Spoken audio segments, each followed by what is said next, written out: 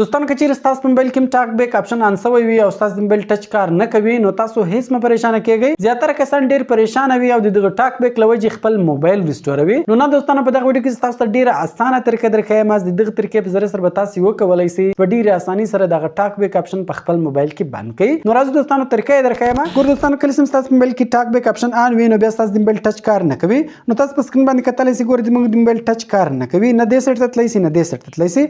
د غیر کوم دوستانو بیا به تاسو له دوه ګوتو کار اخلي یعنی تاسو خپل موبایل په دوه ګوتو باندې استعمالوي. د دوه ګوتو په ذریعه سره ګور تاسو دې سایډ ته تللی شئ دې سایډ ته تللی شئ نوټیفیکیشن بار لاندې کولای شئ بیرته پورته کولای شئ. نو د غیر کوم دوستانو تاسو به د دوه ګوتو په ذریعه سره د خپل موبایل سټینګ پیدا کړئ. ګور بیا په دې سټینګ باندې یو ور کلیک وکړئ بیا به ډبل کلیک وکړئ. کله تاسو ډبل کلیک وکړئ سرچ ته براسي په سرچ باندې بیا ډبل کلیک وکړئ. کله تاسو په سرچ باندې ډبل کلیک وکړئ نو د غیر کوم دلته په سرچ کې تاسو ټاک بیک ولیکئ. دوستانو کله تاسو ټاک بیک ولیکئ نو دلته به تاسو ګور ټاک بیک آپشن راوړئ. په ټاک بیک آپشن باندې تاسو یو ور کلیک وکړئ بیا به ډبل کلیک وکړئ. بیا به لاندې راځي په ټاک بیک آپشن به یو ور کلیک وکړئ بیا به ډبل کلیک وکړئ. د غیر کوم ګور دغه یوز ټاک بیک آپشن دغه آن ده په دې باندې بیا ډبل کلیک وکړئ او د غیر کوم په سټاپ باندې بل ډبل کلیک وکړئ نو دغه ټاک بیک آپشن به تاسو په موبایل کې اپ سي نو تاسو موبایل به بیرته سم سي نو بیا تاسو په ډیره اساني سره کولای شئ خپل موبایل صحیح استعمال کړئ او ټاک بیک آپشن بند کړئ. نو دوستانو کوم چې ویډیو خوښ شي ویډیو در سره لایک کړئ خپل دوستانو سره خامخا شیر کړئ تر څو هغه نه دغه ترکیب پیدا واخلي. نو ملایو په نور خسته ویډیوګانو کې په دعاګانو کې میاد ساتئ. د خدای په امان.